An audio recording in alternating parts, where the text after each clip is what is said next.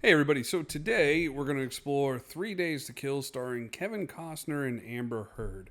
I'm going to start off by saying the only thing I didn't like about the movie really was Amber Heard. She played to her strengths, which is just being insufferable. Um, but the movie starts out with Kevin Costner. He's a cleaner. If you don't know what a cleaner is, that's somebody that goes in and basically wipes out people. He's tracking down some guy named the Albino and a dude named the Wolf. He ends up finding the albino, and one of his partners is compromised. During his first mission, you also see him calling up his daughter, who he's clearly estranged from, and shit just starts going off the rails. His team gets wiped out by an RPG. He starts going after the guy that's known as the albino. He catches up to him. He's actually got him right in the opening, but then he starts getting all dizzy, nosebleed, he's getting sick, and the albino ends up getting away. Next scene is he's opened up in a hospital and he finds out that he has brain cancer that has spread into his lungs. So throughout the movie, he ends up having a cough. So he moves to Paris to be closer to his, I guess, still his wife and his daughter. His daughter really doesn't want anything to do with him. She just calls him Ethan the whole time. She doesn't want to call him dad. So he keeps trying to have some sort of a relationship with his daughter, even though she really doesn't want to. And his wife doesn't want him working anymore. She kind of knew what he did, and she doesn't want to be a part of that. She doesn't want any of that stuff to be brought to their home, any kind of like the danger. And he tells her flat out, "I'm done. I quit. I moved here to be closer to you," which he was telling the truth.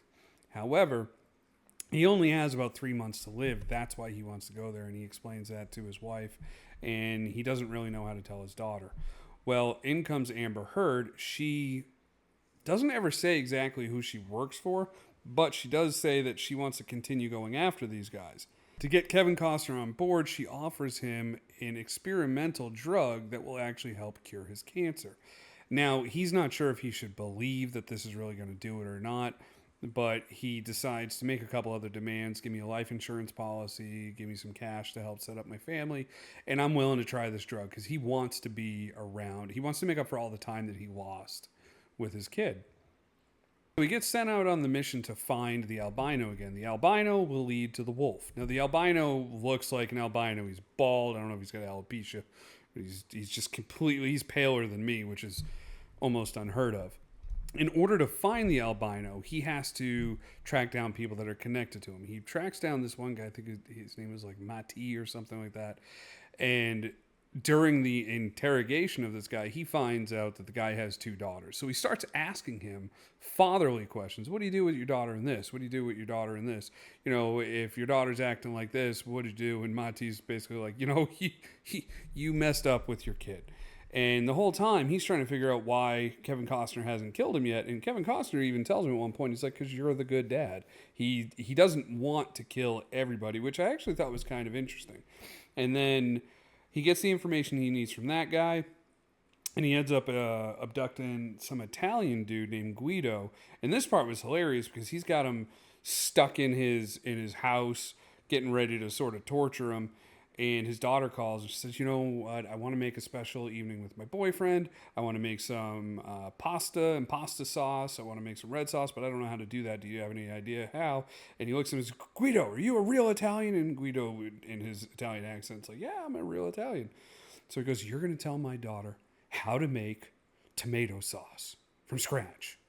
And don't say anything bad to her." So as Guido's talking to her, he's talking about, "Hey, my mama, she grows the tomatoes in her garden. I love my mama. I take good care of her." So he ends up building a slight rapport with Kevin Costner's daughter. And I think that's actually the reason why Kevin Costner ends up letting him go as well. He basically tells him, "You know what, when you're out of here, you're going to go and you're going to live with your mother. You're not going to be a part of this anymore." So he ends up, really repairing the bridge with his daughter. All the while, he's doing these missions. At one point, his wife actually goes out of town to London. This whole movie takes place in Paris. And she goes out of town to London, and he's watching his daughter for like the first time. And she says, "Hey, I'm going to go spend the night at my friend Karina's house." And he's like, "Well, do you think maybe I should call her parents?" And she's like, "Well, unless you speak Russian." So Kevin Costner calls up his wife and says, "Hey, you know what? She's staying at this friend Karina's house. Is this okay?" And the mother's like, "I've never heard of a Karina."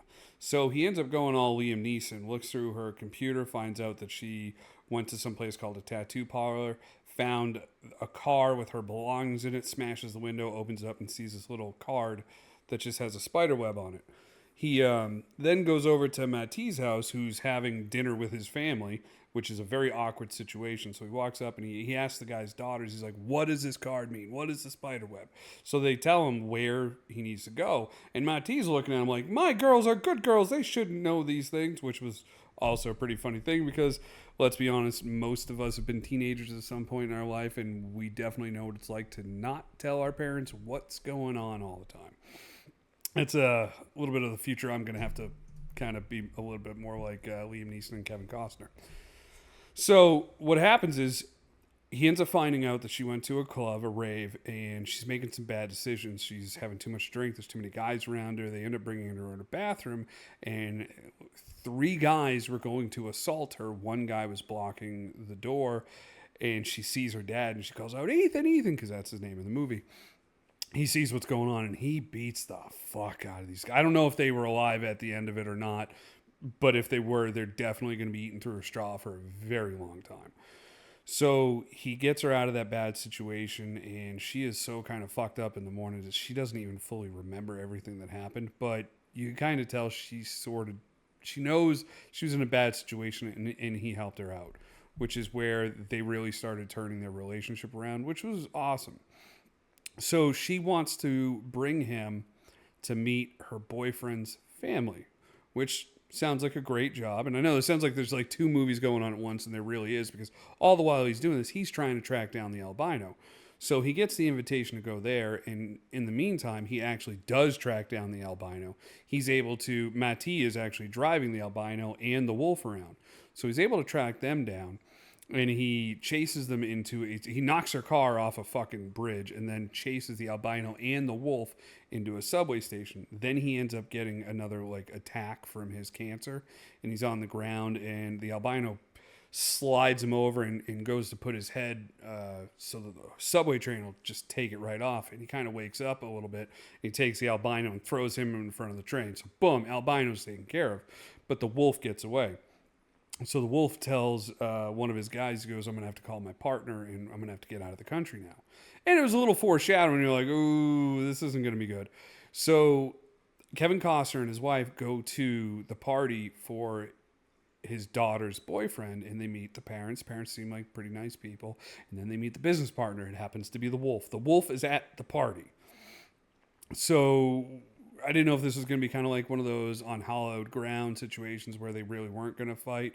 So the wife of Kevin Costner ends up figuring out that he's on a job, and she's like, you're working again. You brought this around the family. He's like, no, it's not like that. It's just bad luck. And she didn't really believe it. And then all of a sudden, shit just starts popping off because they want to kill Kevin Costner. He ends up taking everybody out, ends up taking out the wolf. And the movie ends with him being on like a beach house somewhere in Europe, because it was really beautiful cliffs.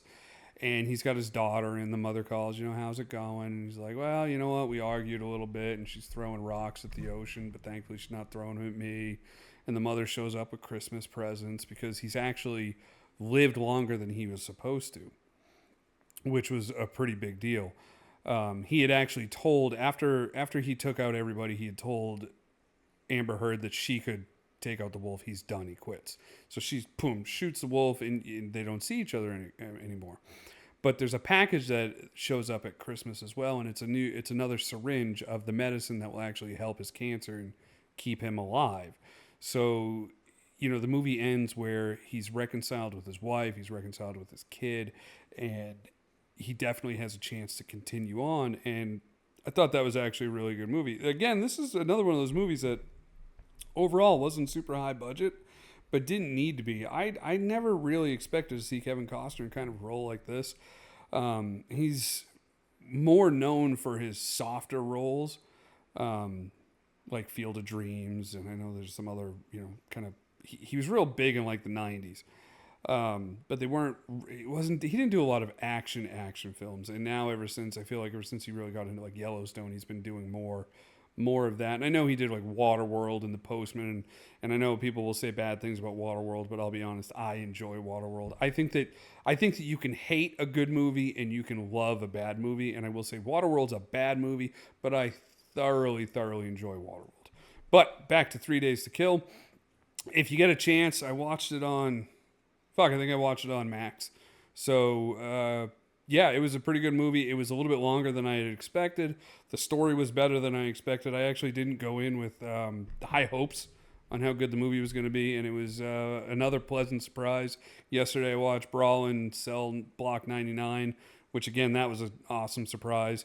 So I'm 2 for 2, which means probably tomorrow, whatever movie I decide to watch when I should be doing other things, it's probably not going to be that great of a movie. I need to actually watch a couple of bad movies because I think sometimes doing bad movie reviews is kind of fun. I can just sort of complain, but I really don't want to always complain, and I'm enjoying watching a lot of these movies. I think actually my next video is probably going to be on Tulsa King season 2, episode 1, which if you haven't had a chance to see Tulsa King, go check that out. But I digress. Back to 3 Days to Kill. If you haven't seen it, go watch it. All right, take care.